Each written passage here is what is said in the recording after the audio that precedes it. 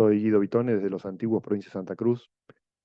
Soy guía, consultor, investigador no académico y divulgador de temas patagónicos. Hoy me voy a ocupar de la zona del lago Posadas y vamos a viajar 100 años al pasado, repasar los 100 años de la familia Brunswick en la zona de la estancia Lago Posadas y Lago Guío. Para eso voy a compartir pantalla.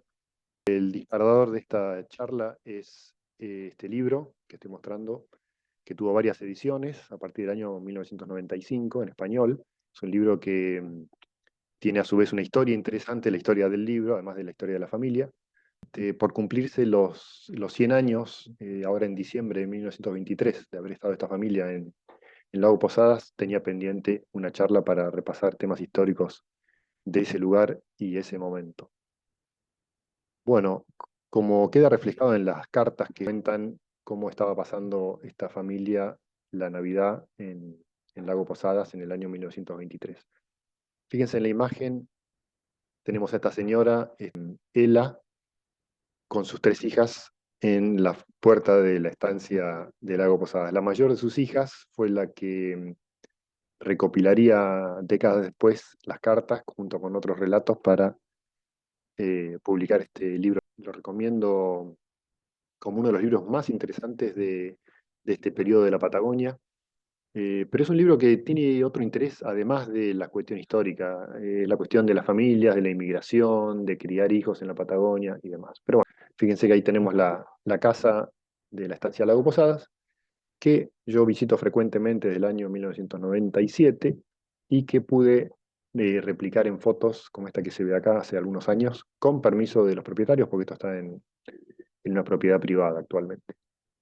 Fíjense que se reconoce la lucarna, creo que se llama, esa ventana ahí arriba de la galería en el frente de la casa, aunque la vegetación la tapa parcialmente, acá se ve un poco mejor, la galería que estaba en la foto anterior, en la foto de 1923. Algunas imágenes, fíjense el tamaño de los árboles. Ahora cuando les lea unas partes del libro van a poder darse una idea de cómo era la zona hace 100 años.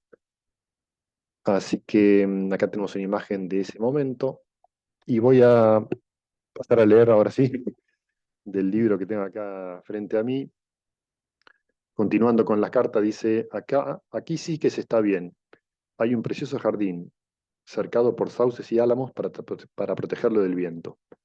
También frutales, flores. Ahora comprendo por qué Posadas tiene tanta fama en la región. Disfrutar de un jardín así es algo fabuloso en la Patagonia.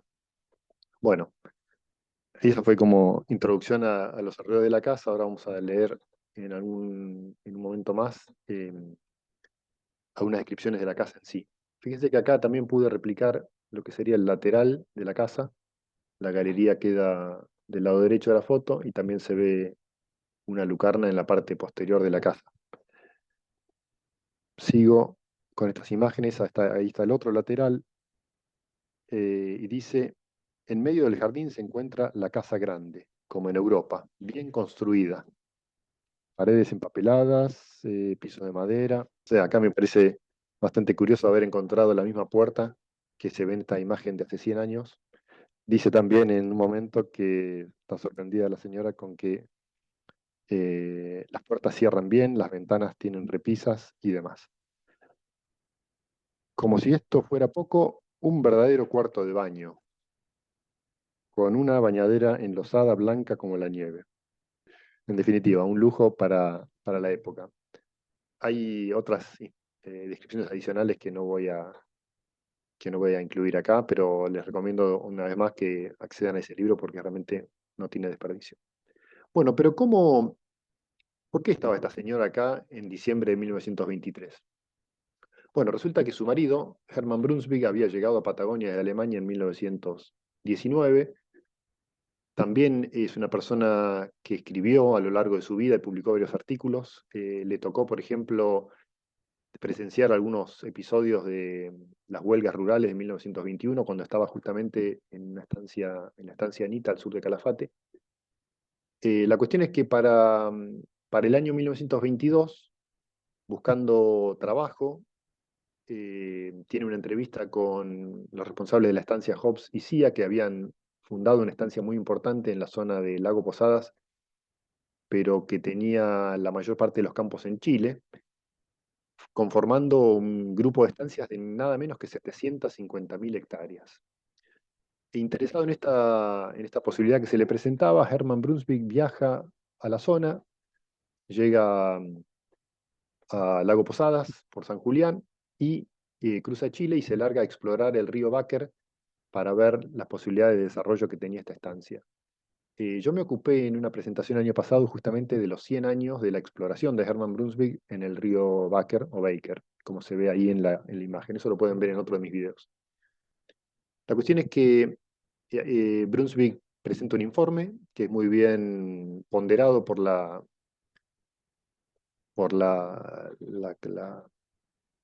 el grupo de estancias, digamos, los responsables de estancias, y como recompensa le ofrecen que administre una sección de esta gran estancia que era la del lago Guío. Y entonces, recién en ese momento, con esta mejora en su situación laboral, él le escribe a su esposa que había quedado en Alemania con sus 3 hijas y que no veía hace casi 3 años, y las invita a acompañarlo a la estancia. Entonces, en febrero de 1923 llega la familia y así es como comienza la historia de la familia Brunswick en Patagonia y en la Argentina. Bueno, en el lago Guío, a lo largo del invierno de 1923, permanecen aislados. Bueno, es todo un primer año muy duro en la Patagonia, y esta historia se enlaza en este punto, a través del relato del libro, con la de Lucas Bridges, que era, además de un socio minoritario en la explotación de esta estancia, trabajaba también como administrador general. La cuestión es que en una de sus visitas de rutina al lago Guido, a ver cómo iban los trabajos en esa sección de la estancia, contrae una fiebre gravísima que casi termina con su vida y se salva gracias a los cuidados de Ela, es decir, la señora que había venido de Alemania pocos meses antes. A raíz de este tiempo compartido durante la enfermedad, se desarrolla una gran amistad entre ellos, que en definitiva abre nuevas posibilidades a la familia, porque Bridges de alguna manera alienta a la familia a buscar un lugar mejor para vivir, para que críen a sus hijos, y de alguna manera apoya a Hermann a que haga un viaje hacia el norte en busca de otras posibilidades en Chile, y mientras tanto, mientras Hermann estaba de viaje, invita a la familia, a la señora de sus 3 hijas, a vivir en la estancia de Lago Posadas, que era mucho más cómoda que la casa del Guío, bajo la custodia de Max Blotzek, que era también una especie de encargado, responsable o contador de la compañía. La cuestión es que así es como la familia termina pasando eh, unas semanas en Lago Posadas, en realidad meses, este, él la espera mientras su marido vuelve del viaje a Chile. Bueno, el libro también incluye un relato de lo que fue el viaje de Hermann hacia la parte de lo que sería Patagonia Norte en Chile y la zona de Neuquén, que también es un relato muy interesante que no voy a detallar acá, pero él sale el 25 de diciembre desde Lago Posadas y regresa recién el 9 de marzo, con buenas noticias, y en definitiva así es como termina la etapa de esta familia en la Patagonia Austral y comienzan una nueva etapa de su vida en la zona de Neuquén, en otra estancia. Bueno, la verdad que el trabajo de Hermann es muy interesante, toda su vida, sus observaciones, publicadas en distintos artículos que vamos a ver más adelante. Pero, bueno, un relato adicional, que esto fue lo que me motivó indagar en otro tema relacionado con la historia de esta familia alemana en Lago Pasadas, es que en uno de los relatos que están en el libro, él habla de un cocinero de la estancia que se llamaba Luis Mie. Este apellido me hizo recordar al nombre de un cerro que está en el Parque Nacional Perito Moreno, en la zona del Lago Belgrano, y como es esta cuestión de ir hilvanando y conectando historias en Patagonia, me acordé de esta foto, algo enigmática, publicada en la revista Argentina Austral, pero cuyo original corresponde a Skogsberg, un botánico sueco que en 1908, viajando por lo que en esos años era la Patagonia todavía en esta parte sin pobladores, se sorprende de encontrar en 1908, a orillas del lago Belgrano, un grupo de em, colonos alemanes. Y esto siempre me intrigó, qué había pasado con estos colonos alemanes, por qué de alguna manera no prosperaron. Tenía como la idea de que algo había pasado y que se habían desplazado posiblemente desde el lago Belgrano a campos con mejores condiciones tal vez en la zona del lago Posadas y más específicamente en la zona de Río Blanco. Y bueno, indagando un poco más a lo largo de los años, di con el libro de Elsa Barbería, donde hay un listado de pobladores tempranos a partir de 1914 en la zona justamente del lago Posadas y Río Blanco. Y gracias al estudio del mapa medio catastral o de propiedades subocupantes de Nicolás Herrera, que es del año 1926, pude de alguna manera unir estos dos extremos de la información con el listado de pobladores, los lotes, y efectivamente comprobar que muchos de ellos figuraban en el mapa de Herrera. También hay algunos apellidos que no se mencionan para nada. Por ejemplo, en la estancia Lago Posadas aparece alguien de apellido Sobrado, Mariano Sobrado, como ocupante o de alguna manera figurando como que ese lote se le había asignado, pero no lo encontramos mencionado por los Brunswick ni en ninguna otra documentación que haya consultado. En definitiva, volviendo a los alemanes del Lago Blanco, que siempre me habían intrigado y que estaban mencionados a su vez en el libro de los Brunswick, vemos que aparecen varios apellidos más ahí en la zona de Río Blanco: Kögler, Kaiser y Scholz, que aparecen también en el libro de Barbería como colonos en la zona de Presidente Manuel Quintana.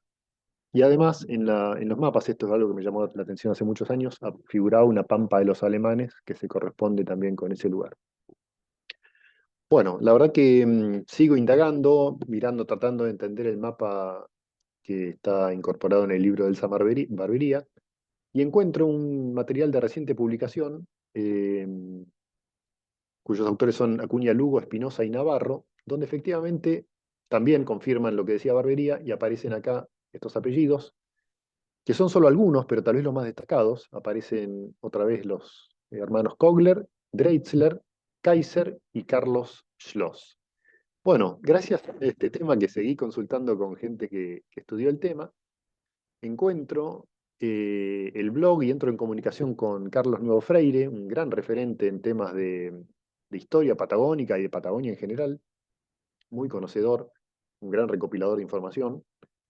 Y amablemente él me comparte su blog, donde además de haber otro mapa del año 27 del territorio de la provincia de Santa Cruz, perdón, el territorio nacional de Santa Cruz, eh, él tiene un detallado listado de pobladores con los años aproximados de su arribo a la zona.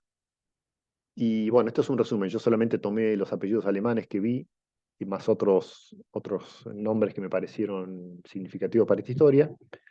Y así es como tenemos de vuelta estos apellidos: Ricardo Koenig, Schlieper, Volker, otra vez Dreitzler, Kaiser.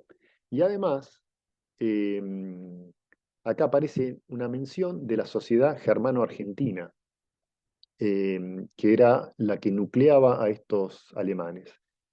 Eh, También Carlos Nuevo Freire hace mención de algo llamado la concesión Stocker, es decir, que el apellido principal tal vez de estos pobladores o el líder de alguna manera el que le da nombre a la concesión es Jacobo Stecker sería. Claro, acá aparece compañero Stecker, 1915. Fíjense que todas estas fechas son de los alemanes, 1914 y 1915.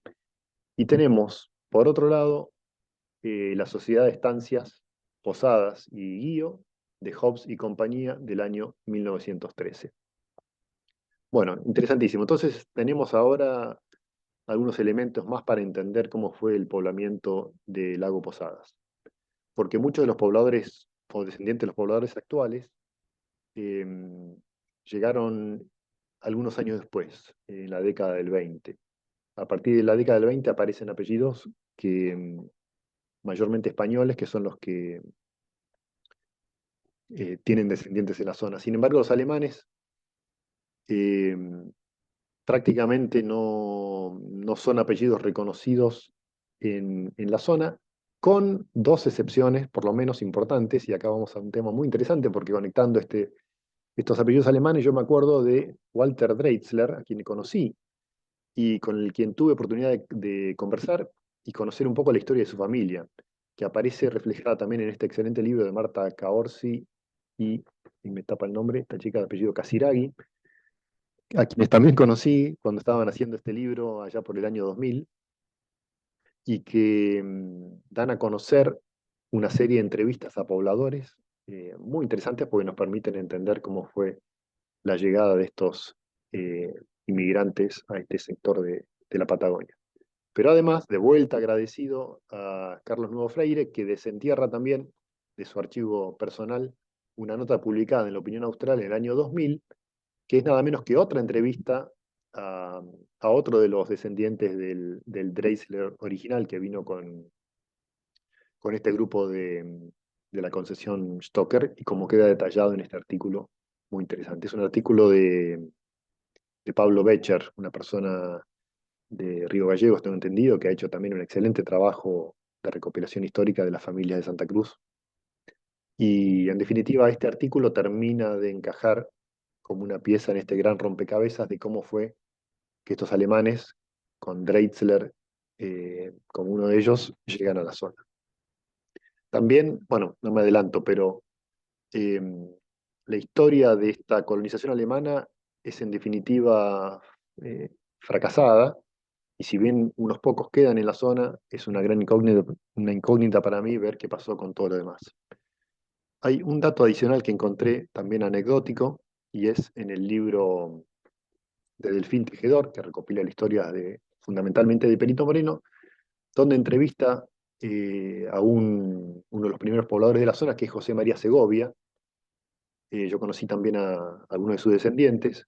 La cuestión es que cuenta Segovia que él fue muy jovencito contratado en Comodoro Rivadavia, allá por 1912 y 1913, por unos alemanes, que él recuerda como de apellido Kenning, pero yo pienso que podría ser König, Ricardo König, y lo contratan para trabajar y guiar a un grupo de alemanes que iba a poblar la zona del Guío y Paso Roballos, lo cual efectivamente hace Segovia en 2 años consecutivos, que en definitiva eh, termina la historia para él ocupando un campo camino a la zona del lago Guío, y según Segovia, este proyecto da marcha atrás o fracasa porque se les caducó el permiso de ocupación de las tierras. Eh, Esto es muy interesante porque nos ayuda a entender cómo fue el poblamiento de esta zona hace un poco más de 100 años, pero quedan muchas incógnitas. Una de ellas la resuelve parcialmente justamente Brunswick, que en el año 1964 se publica este artículo sobre huellas alemanas en la Patagonia, y también nos da algo más de información cuando directamente menciona lo que fue la colonia germano-argentina en 1907 como un ejemplo de las colonias alemanas fracasadas. Y dice puntualmente al final de ese párrafo que, eh, que fracasó, al igual que otras tentativas, la de la compañía germano-argentina en 1907 cerca del lago Belgrano en territorio de Santa Cruz. Lo que falta un poco es la conexión entre el intento de colonización en 1907 en Lago Belgrano y ese paréntesis que se da hasta 1911 o 1912, donde supuestamente encontramos a los mismos alemanes o a una nueva oleada de inmigrantes haciendo un segundo intento de poblamiento en la zona del Lago Blanco, que también fracasa. Bueno, ¿cómo sigue la historia? Bueno, en realidad acá voy cerrando ya el tema. Simplemente hacer mención que la historia de Lucas Bridges, de por sí muy interesante también, relacionada con Lago Posadas, pero que continúa en las décadas siguientes muy activo en la estancia, en las estancias del Báquer, y, y que fue lo que despertó tal vez un primer interés por mí en esta parte de la historia de la Patagonia, gracias al trabajo de Danka Ivanov, excelentes libros, desde el año 2004 que publicó este, pero tiene una trayectoria que empezó antes y continúa hasta el presente. Un excelente libro que realmente aclara muchas cuestiones sobre la historia de nuestra región, tanto Argentina como Chile, que como se ve en esta presentación estaban más que vinculadas. Digamos, la frontera prácticamente no existía y estas grandes estancias tenían campos a uno y otro lado de la frontera. Por último, para cerrar un poco la historia y dejar pendiente investigación de estos temas, décadas después, el historiador Juan Hilarión Lenzi, en su libro Historia de Santa Cruz, publicado en 1980, nos da algunas noticias de cómo terminó la gran estancia de la sociedad Hobbes y compañía, que como dice acá, había fundado la estancia Lago Posadas, con Lucas Bridges al frente, y él eh, menciona que el fin de, de esta gran sociedad de estancias fue la persecución fiscal, que hizo que ese establecimiento, que llegó a tener 110.000 hectáreas, se entiende que se refiere al lado argentino, se redujese a 3.000. Y así es como dejo acá para que otros historiadores continúen con este tema. Habría que hacer un trabajo de archivo interesante y ver cómo fue efectivamente el achicamiento de esta estancia hasta la actualidad y cómo se fracturó, se fraccionó, digamos, este gran conglomerado de estancias en muchas estancias menores. Es un trabajo, bueno, pendiente. Eh, También menciona Hilarión Lenzi en este párrafo, haciendo referencia a Mauricio Brown, ¿eh? Está haciendo referencia a Mauricio Brown cuando dice participó en la estancia Sociedad Hobbes y compañía, y también dice que Mauricio Brown colaboró con Hobbes y compañía en la población del Guío, estancia que fue de 90.000 hectáreas, que después se reduciría a menos de 15.000, que es la superficie actual de la estancia. Bueno, con esto cierro un pedacito de historia patagónica, puntualmente la de la zona de Lago Posadas en los alrededores de 1923, hace 100 años. Espero que les haya gustado. Esto es solo el comienzo bueno, de un trabajo colectivo de recopilación histórica. Se agradece, como siempre, que hagan comentarios, que pongan me gusta en los videos y que se suscriban porque eso ayuda mucho a que este canal siga teniendo difusión. Y con esto los dejo hasta la próxima.